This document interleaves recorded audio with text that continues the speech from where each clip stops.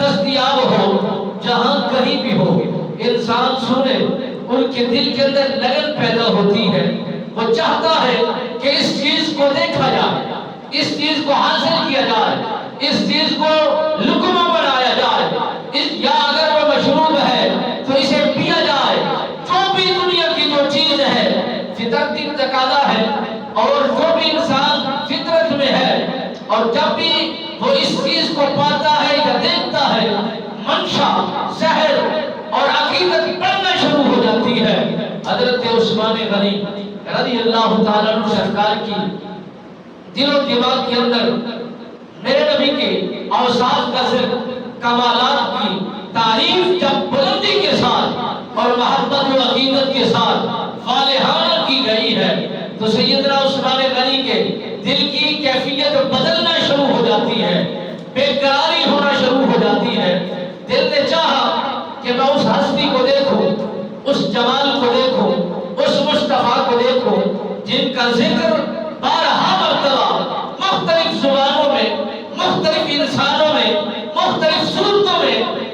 سن چکا ہوں۔ حضرت عثمان غنی رضی اللہ تعالیٰ عنہ سرکار سیدنا صدیق اکبر پاک کی دعوت کو لبیک کہتے ہوئے کہنا شروع کر دیتے ہیں، چلیے میں آپ کے شہنشاہ کو دیکھنا چاہتا ہوں، کیسا جمال رکھتے ہیں، کیسا کمال رکھتے ہیں، کیسی محبت بانٹتے ہیں۔ جو ایک جھلک میرے آپ کے مصطفیٰ کو دیکھے تو وہ پلٹ کر نہیں آتا،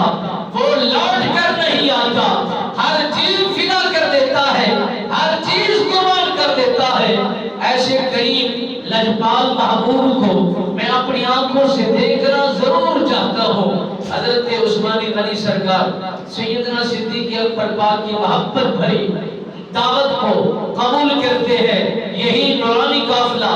روانہ ہوا میرے مصطفیٰ کی کچہری کی طرف، میرے نبی سرکار کے حسن و جمال کی طرف، میرے نبی کے قدمین شریفین کی طرف۔ جب حضرت سیدنا صدیق اکبر پاک عثمان غنی جو حسن بھی رکھتے ہیں، جمال بھی رکھتے ہیں، کمال بھی رکھتے ہیں، مال بھی رکھتے ہیں، گفتار بھی رکھتے ہیں، آنکھیں بہترین نمی میں رہتی ہے